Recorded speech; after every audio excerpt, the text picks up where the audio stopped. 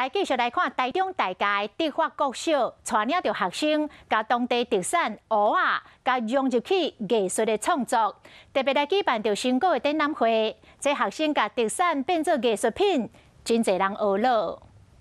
每一项作品拢是德法国小学生所做出来的，校方以大家特产的蚵仔做主题，带全校师生做伙创作。我们学校有一些新住民的活动，然后我们就是希望新住民可以跟我们相遇。 大家德法国小发展特色课程，带学生用纸张做造型蚵仔，佮有课室内底的彩绘蚵仔，含有蚵仔特色的游戏等等，而且嘛推出线顶的影片导览，希望互更侪人看到囡仔成果。更结合蒙德里安艺术风格，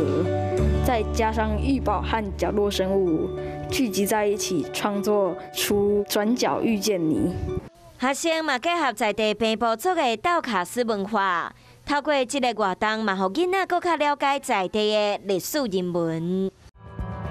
想要获取更多新闻资讯，想要看到主播最新的动态，赶快订阅华视 YouTube 频道。